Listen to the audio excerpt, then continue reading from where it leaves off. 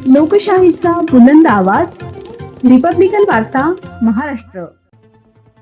इंदिरानगरमधील राजीव नगर झोपडपट्टीत अवैध कत्तलखान्यावर कारवाई. मनपाने जेसीबीने जमीनदोस्त केला. बातमी नाशिक येथून.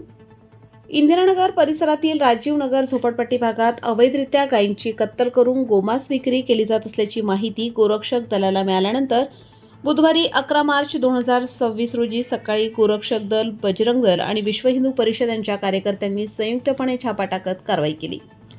या कारवाई दरम्यान घटनास्थळावरून अंदाजे 500 ते 600 किलो गोमांस, 3 दुचाकी वाहने, 1 चारचाकी वाहन तसेच इतर साहित्य जप्त करण्यात आले. हे सर्व साहित्य इंदिरानगर पोलीस ठाण्याच्या ताब्यात देण्यात आले आहे. यावेळी सुमारे 50 ते 60 गोरक्षक कार्यकर्ते उपस्थित होते. घटनेची माहिती मिळताच नाशिकच्या महापौर हिमगौरीताई आडके आहेर तात्काळ घटनास्थळी दाखल झाल्या. त्यांनी संबंधित ठिकाणाची पाहणी करून पोलीस आणि प्रशासनाला पंचनामा करण्याचे तसेच अतिक्रमण असलेला अवैध कत्तलखाना तात्काळ हटवण्याचे आदेश दिले.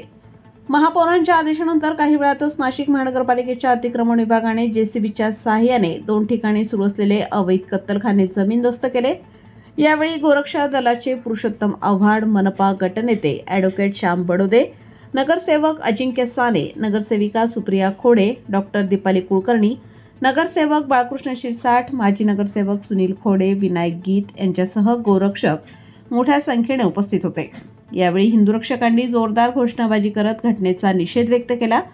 दरम्यान अवैध कत्तलखाना चालवणाऱ्या व्यक्तीविरोधात इंदिरानगर पोलीस ठाण्यात गुन्हा दाखल करण्यात आला असून आरोपी फरार आहे. पोलीस त्याचा शोध घेत असून पुढील तपास सुरू आहे. प्रतिनिधी विवेक बनकर, नाशिक शहर, रिपब्लिकन वार्ता Maharashtra news. Subscribe now and press the bell icon. Never miss an update.